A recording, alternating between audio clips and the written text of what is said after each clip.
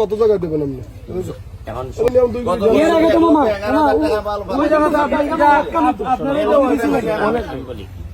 দুই কোটি না, যদি আমার জানে কুলায় 200 কোটিও লাগে, আমি এমপি হওয়ার পর থেকে প্রতি একদিনের হিসাব হবে যে মানুষ কষ্ট করতেছে কিনা।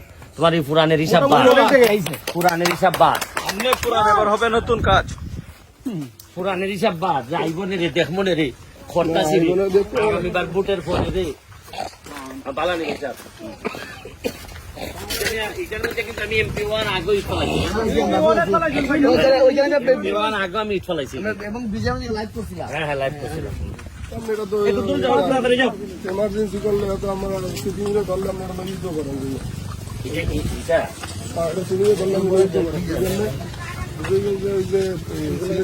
প্রজেক্টটা বাড়ি গেছে না,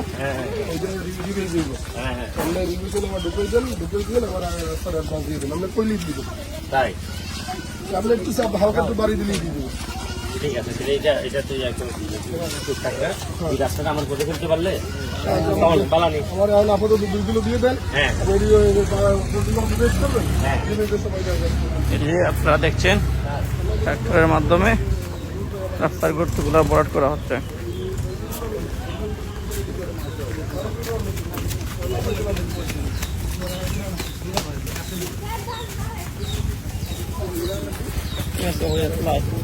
আসসালামু আলাইকুম।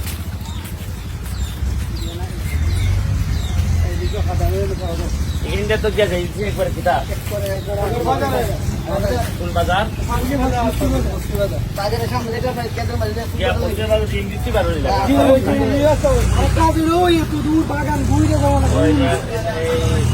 কিতা দিয়ে উঠছে যেটা বাগানো গিয়ে উঠছে আমরা যাই না নাকি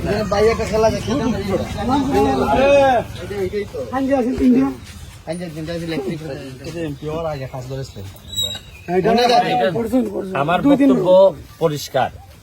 এই রাস্তাটাতে অলরেডি পাকা রাস্তা হবে।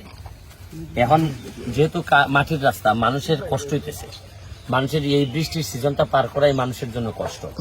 আগে একটা ধারণা ছিল যে আরে সরকারি কাজ আসতেছে তো হবে, তো একটু ওয়েট করেন না, ধৈর্য ধরেন না। ধৈর্য ধরেন না বলতে বলতে দেখা যায় যে 1 বছর চলে গেছে। আর আমার বক্তব্য হইল, আমার যতদিন সক্ষমতা আছে 1 সেকেন্ডও মানুষকে কষ্ট দিব না। এই জন্যই তো মানুষ আমার নেতা বানাইছে, এত ভোট দিয়ে নেতা বানাইছে। সুতরাং যতটুকু সক্ষমতা আছে, আর এখন তো আমি আমার বাপের টাকা দিচ্ছি না, তো এটা তো রাষ্ট্রের টাকাই আমি রাষ্ট্রের মানুষকে দিচ্ছি, সরকারের টাকা সরকারের মানুষকে দিচ্ছি। আমি সিদ্ধান্ত নিয়েছি চুরিটা খালি করব না, আর চুরি না করলে কত কাজ যে করা যায় এটার নমুনা আপনারা দেখে যান আজকে। আচ্ছা, একটা প্রশ্ন, একজন চেয়ারম্যান আপনার বিষয়ে একটি অভিযোগ লিখছেন, এই বিষয়ে কি বলবেন আসলে?